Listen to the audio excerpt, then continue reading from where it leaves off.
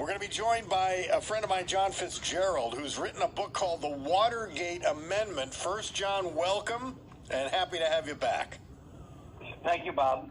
Now, this book, I read it, and it was actually pretty gripping. I'll just inform. I don't normally read the books before I put people on the air because I want to have the same experience that the reader will have finding out about the book. But I will say this book is about sort of an alternate theory of what the Watergate situation was all about, and it is fascinating. John, tell us about it. Well, Bob, before I do, I just want to accent, before we get into dirty politics, your direction on the American worker. And I've been throughout the world, from the Middle East to the Far East to the North Slope of Alaska down to the jungles of Brazil.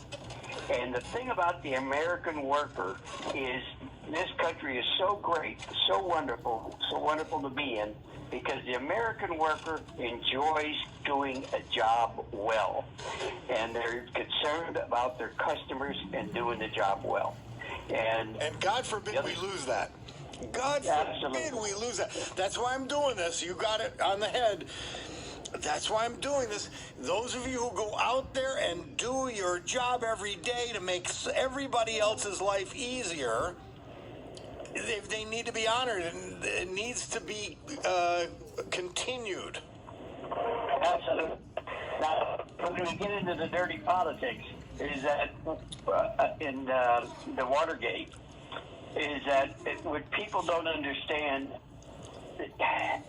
some politicians are the exact opposite of the American working people.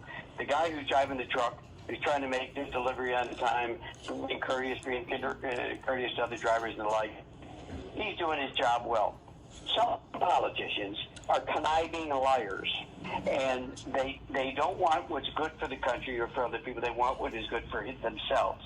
And that is the crux of the Watergate amendment, as I call it, the 25th Amendment.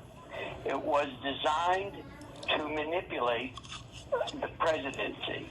And starting out with a man who couldn't get elected, the richest, most powerful man in America could not get elected. Nelson Rockefeller. And he hired someone who come in and said, Rockefeller said, I'm through it. I'm not going to run. I spent $30 million. I couldn't get even the nomination. And this character says, I didn't say I'd get you elected. I said, I'll make you the president of the United States. And like a master chess player, put a program together, which was the 25th Amendment. And he used the... and for the audience, the 25th Amendment is the amendment that makes it required that there be a vice president. Right, because when John Kennedy was killed, the Speaker of the House was McCormick, who was like 80 years old, and Lyndon Johnson was convinced we have to have a light party. So, Harry Truman had no vice president, Lyndon Johnson had no vice president, Teddy Roosevelt had no vice president. So they said let's get an amendment so the president could appoint a vice president. In modern politics today, we're seeing it used in the reverse, trying to get rid of a president, perhaps. But it's a fascinating story, and the character that it was just a complete setup. And one of the main characters is a Watergate character. There's two people who didn't go to jail during the Watergate, and that was Henry Kissinger and his special assistant, David Young. Now, David Young is a character who worked as Nelson Rockefeller's personal attorney in New York. And he joined when Kissinger went to become the national security advisor. Mm-hmm. Yep. Mm-hmm. David Young went down, and he's the one who gave the name Plumbers. to go out and do these mischievous deeds. And when the Watergate broke and all these people went to jail, David Young and Kissinger went on to become under Gerald Ford, and David Young went on to England and got a doctorate degree. To this day, if you want to go and read his thesis, it's still under lock and key in national security. We're talking with John Fitzgerald. He is the author of the Watergate Amendment, and it's a book about Nelson Rockefeller being approached by this really sharp guy who said he would make him president. And part of that was the 25th Amendment, which allowed for the appointment of a vice president, which Nelson Rockefeller was eventually under Gerald Ford. And it gave him an opportunity to become the president of the United States. A fascinating account, and almost, a different look like that Richard Nixon was set up, right? Absolutely.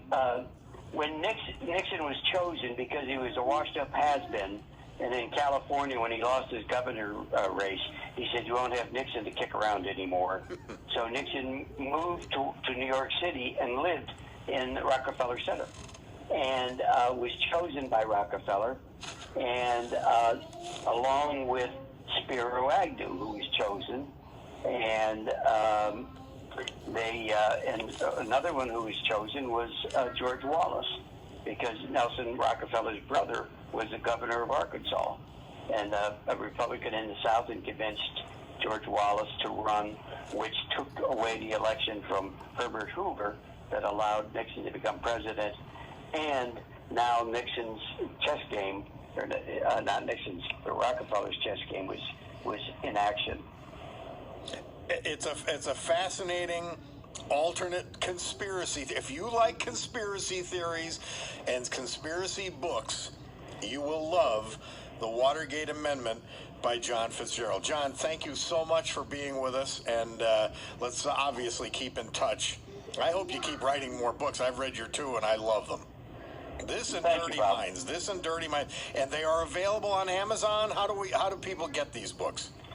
They can just go to just johnfitzgerald.us instead of johnfitzgerald.com. It'd be johnfitzgerald.us, and it'll take you right to Amazon. Dirty Minds and Watergate Amendment by John Fitzgerald. John, thank you again. My pleasure to be with you. Happy 4th to you as well. Thank you, Bob. All right. We're going to take a break. We're going to come back.